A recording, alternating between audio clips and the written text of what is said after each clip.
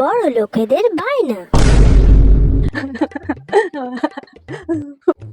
বেটা, তুমি কেন কাঁদছো? Why are you crying, baby? বেটা, তোমার চোখে এই ফ্যাট ফ্যাট টিয়ার্স আমি একদম দেখা পছন্দ করি না। Please stop crying. No mommy no, আমি বলবো না। কবে থেকে তোমাকে বলেছি আমার একটা নিউ মার্সিডিজ চাই, একটা বিএমডব্লিউ চাই, একটা গুচির ব্যাগ, একটা অ্যাপেলের ওয়াচ। আমার উইশ লিস্টে কবে থেকে এগুলো পড়ে আছে, তোমাকে বলে বলে আমি ফেড আপ হয়ে গেছি মমি।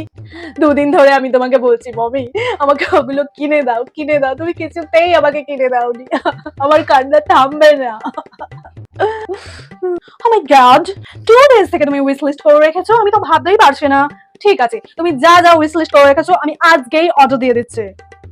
রামু কাকা সব রিসিভ করে নেবে, ওকে? Don't be panic. আর তুমি আর যা যা চাও সেগুলো উইশ লিস্ট করে নাও, ঠিক আছে? আর বিএমডব্লিউটা কালকেই ডেলিভারি হয়ে যাবে, ঠিক আছে? গুচি প্রাডা যা চাই সব অর্ডার করে নাও। এবার তো আমার বেবি খুশি। Really mommy? ঠিক বলছো তুমি? প্রমিস? বেটার এনো 5 লাখ টাকা দিলাম, তুমি যা একটু শপিং করে এসো, ঠিক আছে? আর আমার কার্ডস গুলো রাখো। শোনা বেটা, লাভ ইউ বেটা। বেটা, তাহলে তোমার একটা সারপ্রাইজ আসছে। তোমার উইশ লিস্ট ডিলে হওয়ার জন্য আমি তোমাকে একটা সারপ্রাইজ দিচ্ছি। বিটিএস এর 2025 এর কনসার্ট টিকেট আমি বুক করে দিয়েছি তোমার জন্য, তোমার ফেভারিট। হ্যাপি? সত্যি বলছো মমি?